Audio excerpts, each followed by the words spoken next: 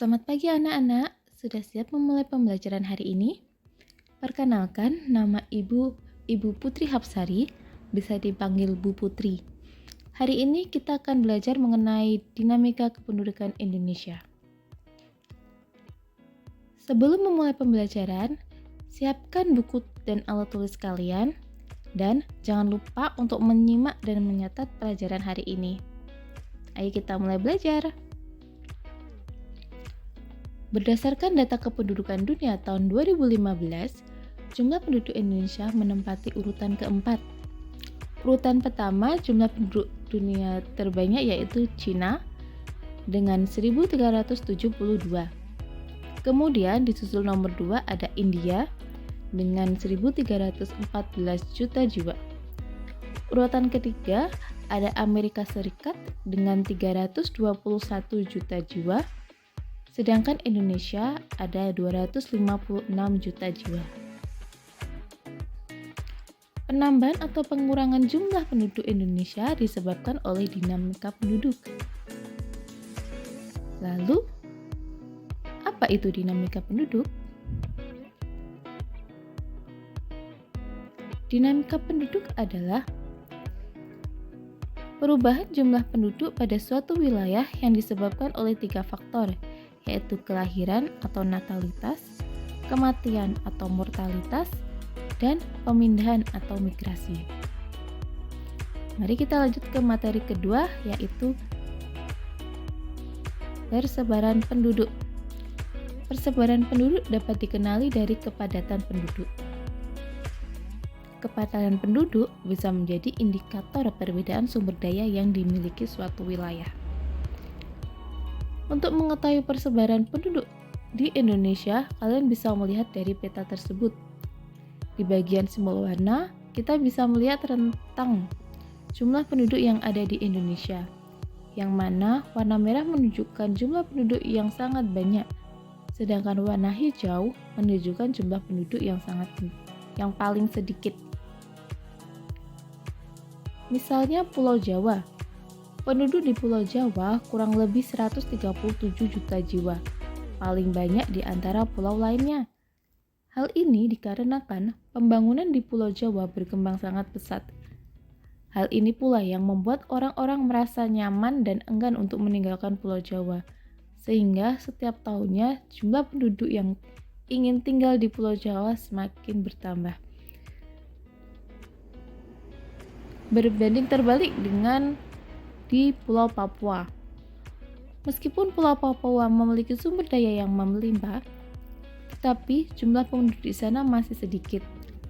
Hal ini dikarenakan pembangunan jauh tertinggal. Fasilitas yang ada juga sangat minim. Tentunya, hal itu membuat masyarakat merasa enggan untuk berpindah ke Pulau Papua. Lalu, apa dampak persebaran penduduk yang tidak merata? Dampaknya yaitu yang pertama ada kemiskinan, di mana untuk kota-kota besar tingkat kemiskinannya semakin tinggi, contohnya di Jakarta. Kemudian kemacetan. Di Jakarta pula, kita bisa melihat kemacetan sering terjadi karena terlalu banyaknya penduduk yang tinggal di sana. Ketiga, mutu pendidikan yang berbeda. Perbedaan mutu pendidikan bisa kita lihat dari mutu pendidikan di Pulau Jawa dan di luar Pulau Jawa. Di Pulau Jawa, tentunya mutu pendidikannya lebih baik daripada yang ada di luar Pulau Jawa. Yang terakhir adalah pemukiman semakin padat. Kita ambil contoh juga di Jakarta, di mana jumlah penduduknya yang semakin banyak juga menyebabkan banyak orang yang ingin membangun rumah di sana dan membuat tempat itu semakin padat. Lalu, cara untuk bisa melakukan pemerataan penduduk yaitu dengan transmigrasi. Ada beberapa jenis transmigrasi. Berikut jenis transmigrasi. Yang pertama, transmigrasi umum. Kedua, transmigrasi spontan. Ketiga, transmigrasi sektoral. Keempat, transmigrasi lokal. Dan yang kelima, transmigrasi budaya desa. Yuk kita bahas satu persatu. Yang pertama, transmigrasi umum. Transmigrasi umum adalah pengiriman transmigrasi yang pelaksanaannya dan pembiayaannya ditanggung oleh pemerintah. Jadi segala hal mulai dari pendaftaran, pemilihan lokasi, dan lain-lainnya ditanggung oleh pemerintah. Kemudian yang kedua, transmigrasi spontan, yaitu transmigrasi yang dilakukan oleh seseorang atas kesadaran, kemauan, dan biayanya sendiri. Jadi, kita bisa menentukan ingin berpindah ke pulau mana atau daerah mana. Yang ketiga adalah transmigrasi sektoral. Transmigrasi sektoral adalah transmigrasi yang diselenggarakan dengan tujuan tertentu. Penyelenggaraannya diurusi oleh pemerintah daerah asal bekerja sama dengan Departemen Transmigrasi. Yang keempat, transmigrasi lokal, yaitu transmigrasi dari suatu daerah ke daerah lain dalam provinsi yang sama. Yang terakhir, transmigrasi budaya desa, yaitu transmigrasi yang meliputi seluruh penduduk desa beserta pejabat-pejabat pemerintahan desa. Jadi satu desa berpindah semua. Selanjutnya, kita akan membahas mengenai komposisi penduduk.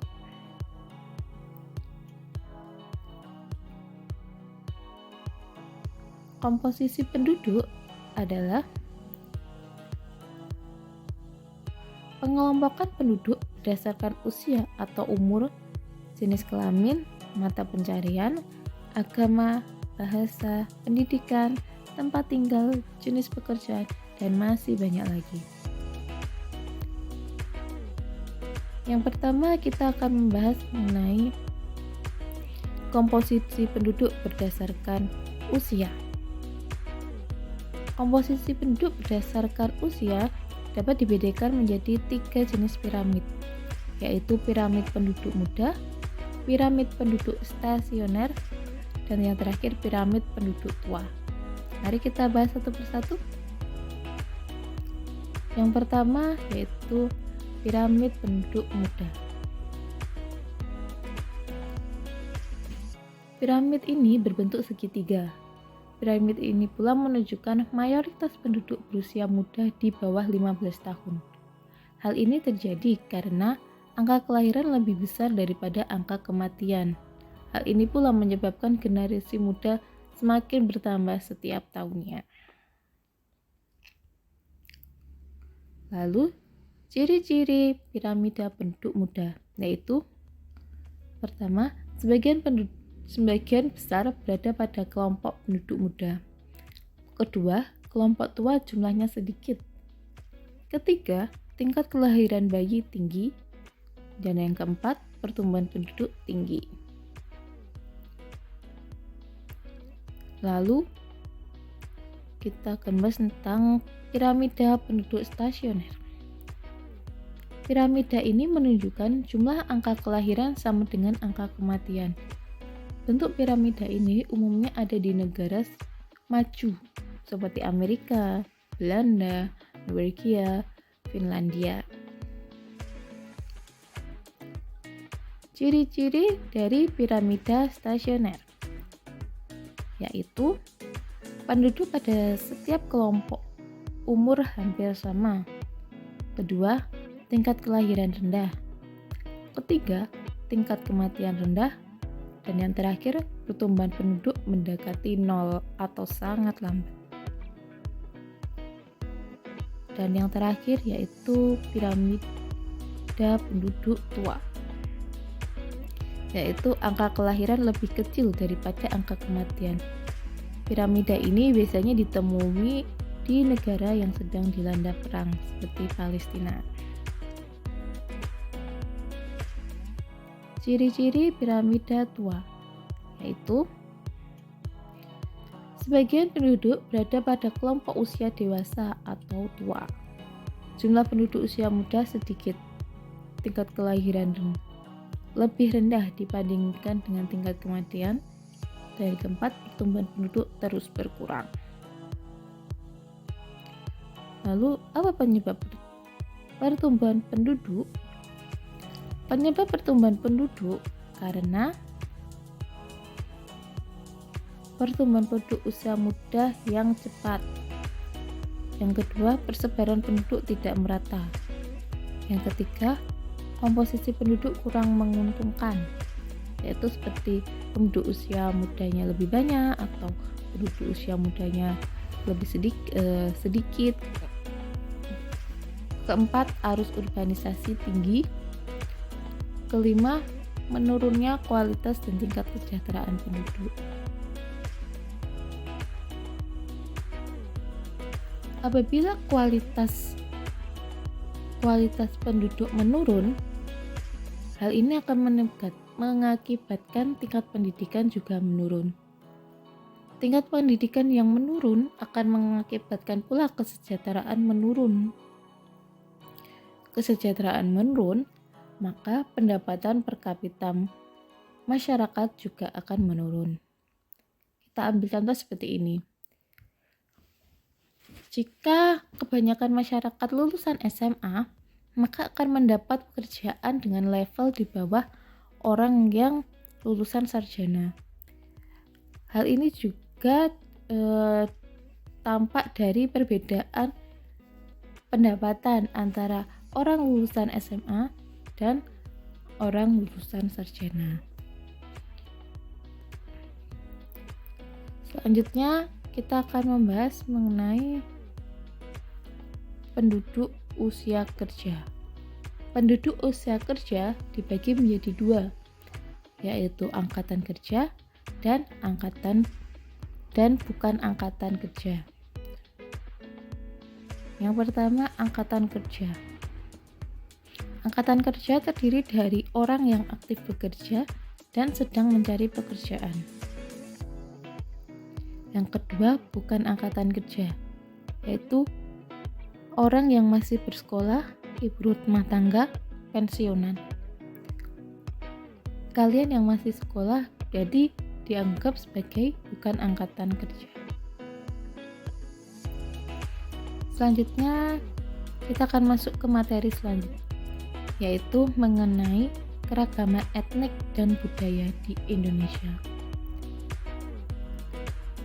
Keragaman budaya dan etnik di Indonesia terdiri dari rumah adat, pakaian adat, lagu daerah, tairan daerah, upacara daerah, dan masih banyak lagi. Mari kita beri contoh satu persatu keragaman budaya yang ada di Indonesia. Yang pertama yaitu rumah adat. Di sini kita bisa melihat ada 5 jenis rumah adat yang ada di Indonesia. Yang pertama adalah rumah adat Krong Bade dari Nanggroe Aceh Darussalam atau NAD. Yang kedua, rumah Joglo dari Yogyakarta. Yang ketiga, rumah Gadang dari Sumatera Barat. Yang keempat, rumah adat Gapura Bali, Gapura Candi Bentar dari Bali. Yang kelima, rumah adat Hanoi dari Papua. Selanjutnya, pakaian adat. Ini adalah beberapa pakaian adat yang ada di Indonesia. Yang pertama, pakaian adat Aceh bernama Ule Bala. Kedua, pakaian adat Melayu Riau, tentunya dari Riau. Yang ketiga, pakaian adat Melayu Jambi dari Jambi. Kemudian lagu daerah. Ada banyak lagu daerah di Indonesia, tapi kita ambil 5 contoh saja. Yang pertama yaitu Ampar-Ampar Pisang dari Kalimantan Selatan, Kedua, Anak Kami Saya dari Nusa Tenggara Timur. Ketiga, Angin Mamiri dari Sulawesi Selatan. Keempat, Apuse dari Papua. Kelima, Batang Hari dari Jambi. Dan masih banyak lagi contoh lagu daerah yang ada di Indonesia. Kemudian tarian daerah. Ini adalah 5 contoh tarian daerah yang bisa kita lihat sehari-hari. Yang pertama, tari Saman dari Aceh. Kedua, tari Tortor dari Tapanuli Utara. Ketiga, tari Piring dari Minangkabau. Keempat, tari Ronggong Bentek dari Betawi. Dan yang terakhir, tari Jaipong dari Karawang. Terus kita akan bahas mengenai upacara adat. Sama halnya dengan lagu daerah, upacara adat di Indonesia juga beragam, tapi kita akan mengambil contoh 5 saja. Yang pertama, upacara adat Peo Sicuk dari Aceh. Kedua, upacara adat Ngaben dari Bali. Ketiga, upacara adat Kasado di Jawa Timur.